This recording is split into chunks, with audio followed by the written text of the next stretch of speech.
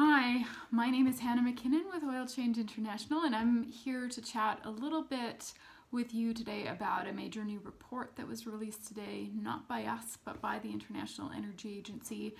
Their annual World Energy Outlook was published this morning, and it's something we've been tracking pretty closely because of its implications on climate. And so I'm going to run through really quickly what we wanted to see in it, what we didn't see in it, what we did see in it, and what we want you to do about it.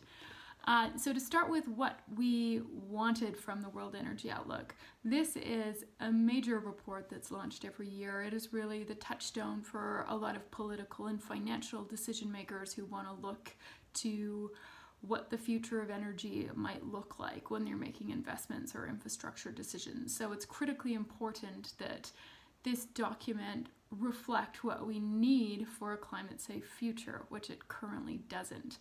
So the World Energy Outlook historically has always put a business-as-usual scenario front and center. This is a scenario that tracks towards a 3-degree world, and because it's front and center, it sort of becomes a default, and it's like a self-fulfilling prophecy. Decision makers look at it, they think, there's the future of energy, my decisions will be based on that, not fully realizing that actually they're basing their decisions on something that's wildly out of step with what they've agreed to with Paris or any other climate commitments.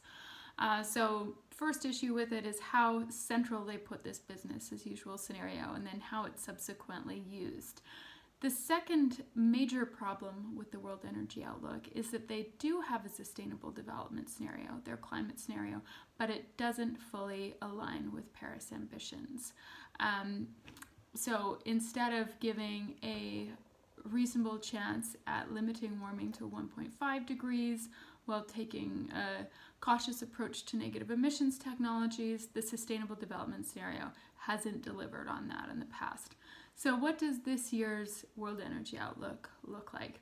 Unfortunately, not too different. We saw them pick some low-hanging fruit. They changed some scenario names to make them clearer, which is good. They extended the timeline of one of their scenarios to add more data, which is also good. But in the absence of serious, meaningful change in ambition, it falls flat.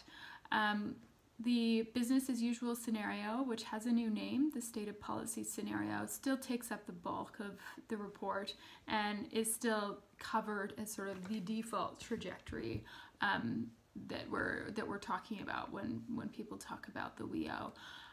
Their sustainable policy scenario, or sustainable development scenario, pardon me, still falls well short of Paris as well. It tracks towards hitting net zero around 2070, which is a full 2 decades too late, according to the Intergovernmental Panel on Climate Change, which says we need to get there by 2050.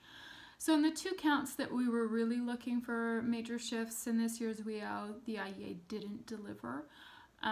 They're certainly under increasing pressure to do so. We've seen investors, diplomats, energy experts, even their member states behind the scenes calling on them to step up and to provide decision makers with the tools that they need to plan for Paris success, which would be, again, a 1.5 scenario without heavy reliance on unproven negative emissions technologies as the centerpiece of the World Energy Outlook. So now's the time to ramp up the pressure. They've certainly heard the concerns, heard the demands, but haven't fully met them. So it's time to make sure that they get a clear message today that it's time to fix the WEO. It's time to make sure that this is a document and a report that's fit for purpose in an era of climate emergency. So I would encourage everyone to check out fixtheweo.org. There you can see actions to take, social media actions, and you can check out our resources and our much more in-depth analysis of the report that was published today. So thanks for listening, and signing off. Bye.